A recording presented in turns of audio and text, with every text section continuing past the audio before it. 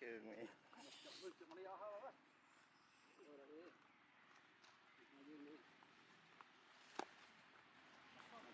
Chạy ngay đi.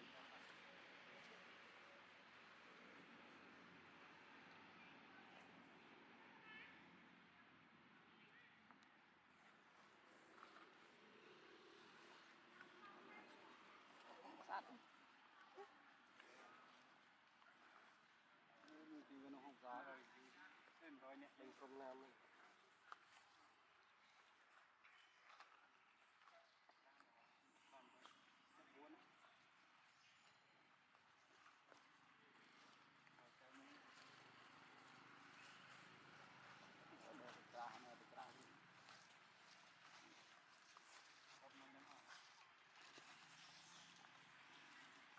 Xoay mồi cuối hết. Có rồi.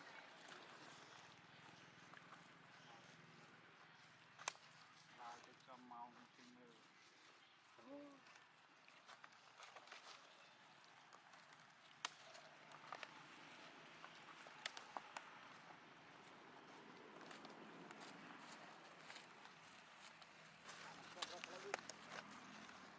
Buồn quá trời. Có phong cho sớm.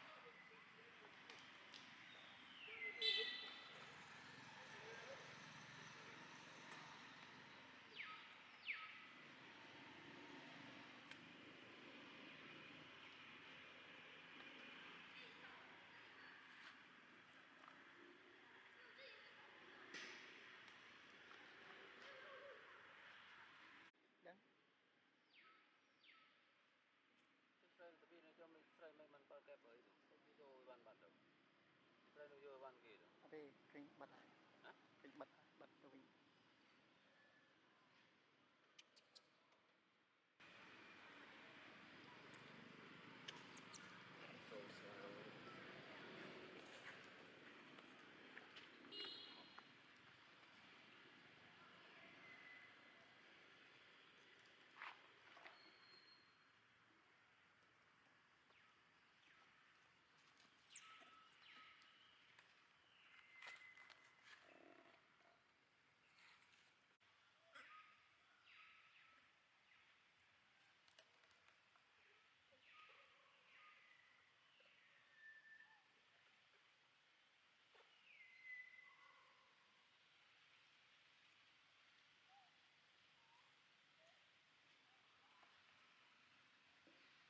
Dạ, nè lơ mày tụi bóc trong lên đi.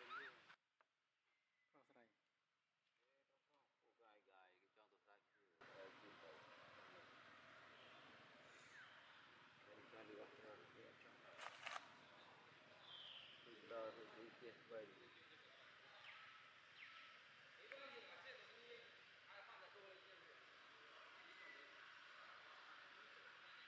Xe bao lưng rồi đó.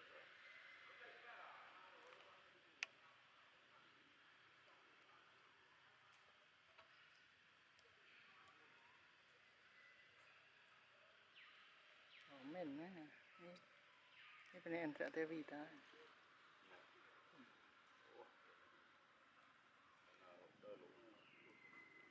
Nào đỡ ở tầng lúc đây.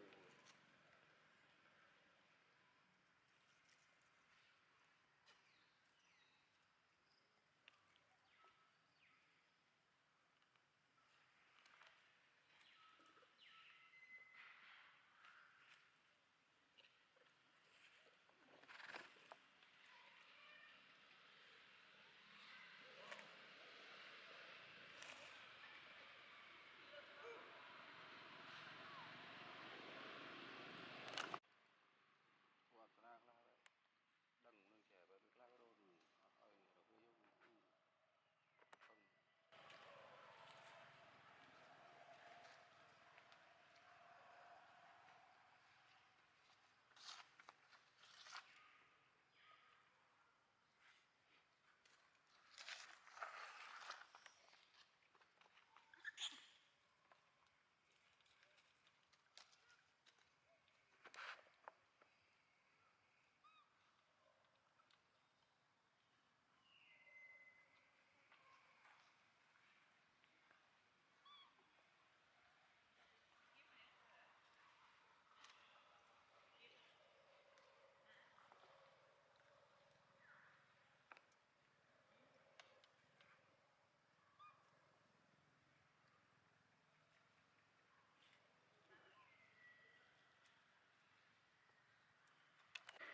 cái đâu đi phải đấy nhiều rồi nè thì phía rồi ba lan nhiệt đây mà nhiệt đây mà đây trên đây khơi nữa này thì cái này đây bằng hạt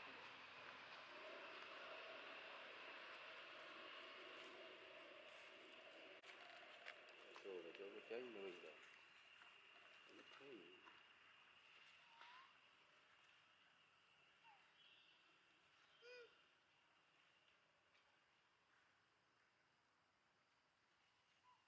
ai YouTube live ăn lui ban ta lại bơ lui được bằng bạn thế mình thế vì lại ăn ban thế tức là live hai bạn chạy ở trong bờ bạn có phong live ăn bơ cả đấy ở bờ cát à lại dù sao bờ cát dạ bạn bờ môn thái bạn sao phải thao vậy thọ nhóm khơi bỏ nhóm cho nên nhóm ở bị âm lần là по mùi rìa này dạ cho nên biết cái lay lay á live á lúc anh khơi là по mùi rìa thì đại ban lại sạm mới này thì phải bật cái mùi để ban đầu để ban cái đây là việc mạnh của hàng Việt Nam ban mông đấy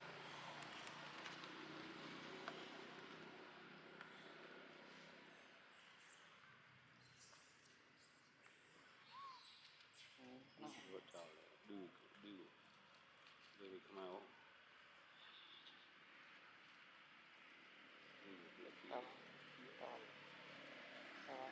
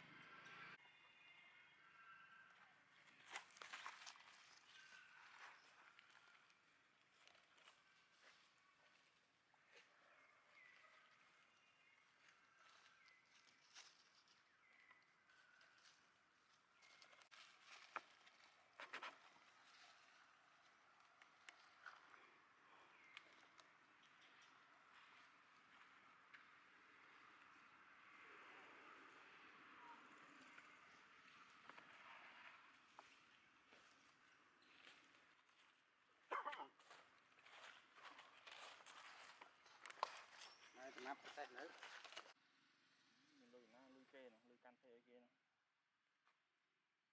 bàn pi rồi cái này vô đó nhưng vô bàn buôn pram rồi kia vô tầm pi hỏi bàn phần băng phơn kia sật đập pi để thuê anh vô làm pi hỏi bán thay pi hỏi bán rồi chặn sang băng phơn đi bái cọp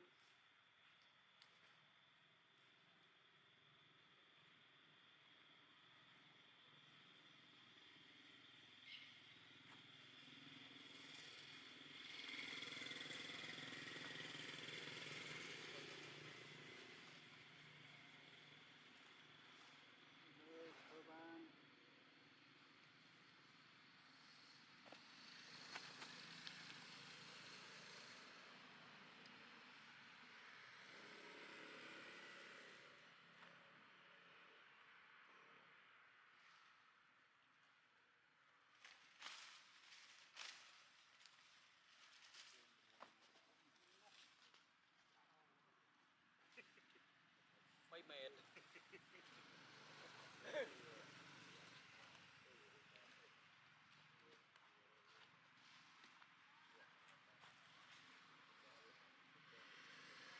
anh ấy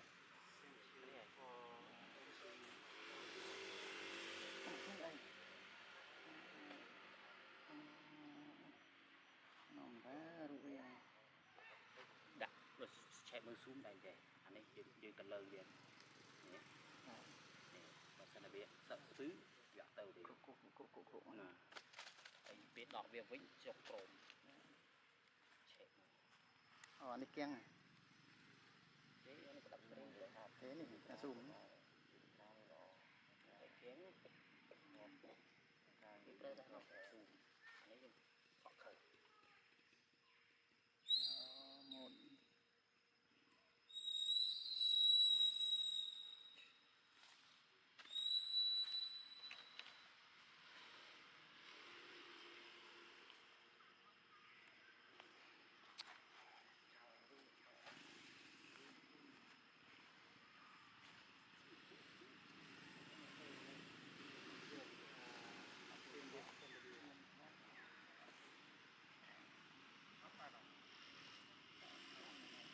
nâng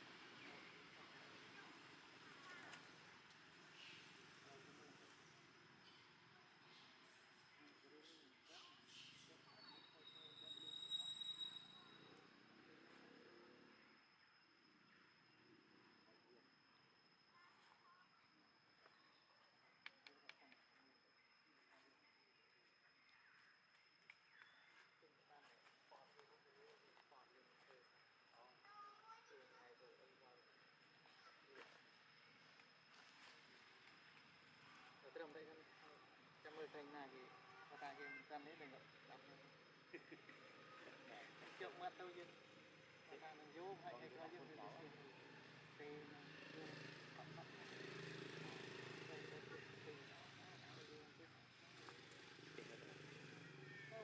của mặt thì có bố thì trong đâu có biết phía tôi con mình phía đen trong vô mình xuyên tam hai tiếng ba vô cùng vô đen mà đen đỏ này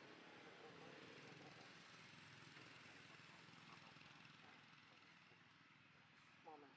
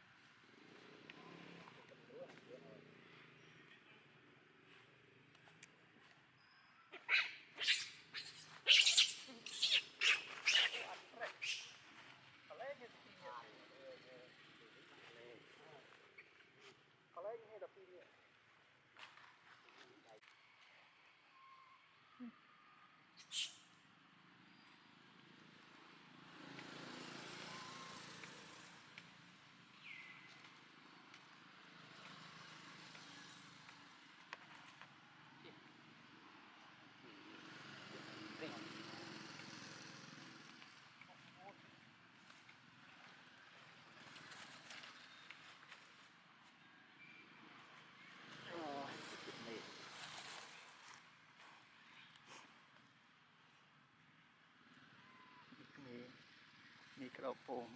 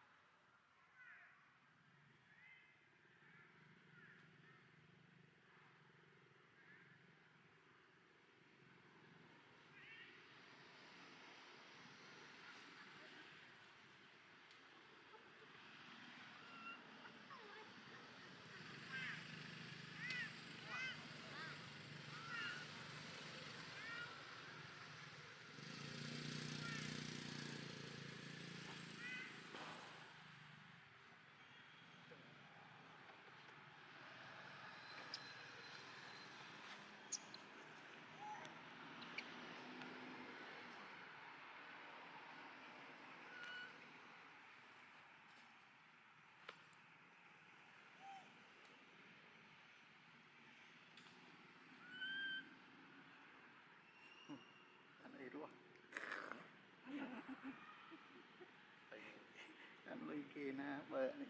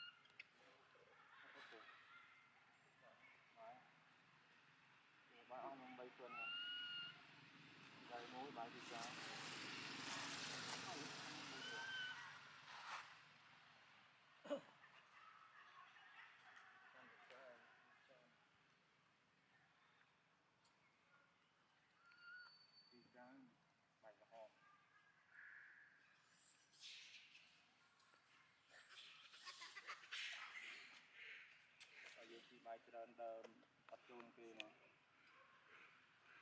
ấp chôn kia là xí bài kia chứ còn bây giờ xí bài trơn rồi thì cho cái gì một lang như thế tập rất là dễ dàng rồi trong tiệm cả đó những cái chật về xe này như bên trong nó tê đá đấy tê hình trong tiệm đá xe mà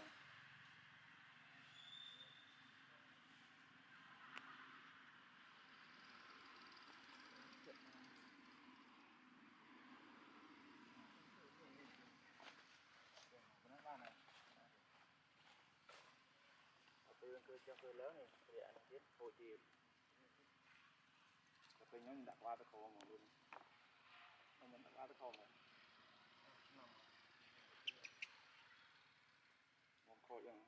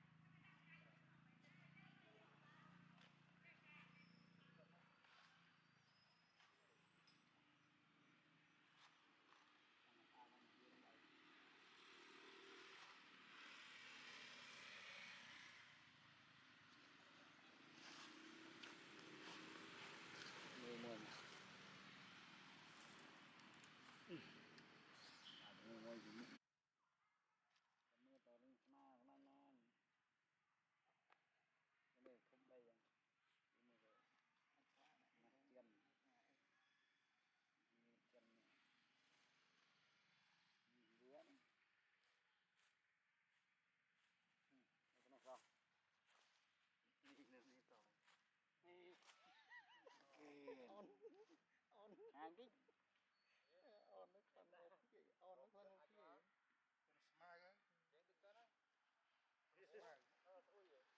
Smile.